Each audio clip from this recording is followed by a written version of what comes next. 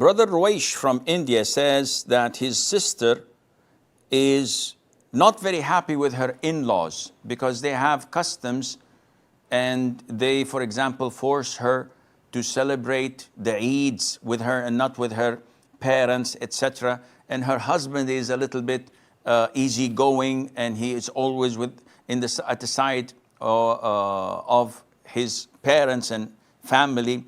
So she doesn't know what to do. First of all, this is prevailing in the subcontinent, unfortunately.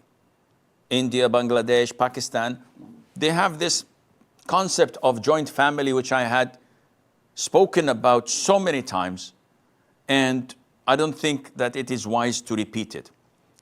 If someone is proposing, make it as a condition that I would not live with your family.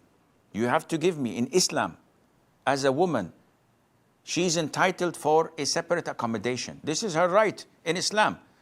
I don't care about other religions. You're a Muslim, she's a Muslim. If you say that this is the Hindu practice, this is the culture, this is up to you. Her right in Islam to have a separate home. She's not obliged to serve your parents, to see them, or to obey them. Second of all, if this is too late, now you're married and you have children and you live with your in-laws.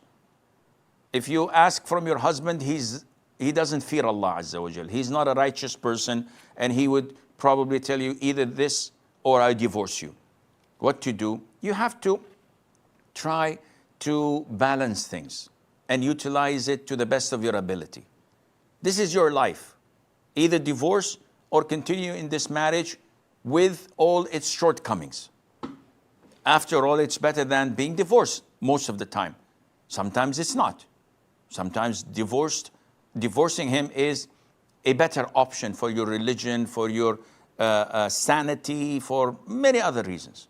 But this is not something that we endorse or call people to do. Shaitan would love a couple to separate. This is the best thing in the world in his book. So what I say is that you have to judge things, weigh them properly, and always be aware of the consequences of any of your actions. Be diplomatic with your husband. Acknowledge that you're not obliged to obey your parents-in-law. They have no rights on you. They cannot order you or restrict your movement. The one who can do that is your husband. So be kind with him. Try to be diplomatic. Try to win him over so that whenever you want to go to your parents' house or to spend the Eid with them or to do whatever you want, you go through him, not through them. And may Allah make it easy.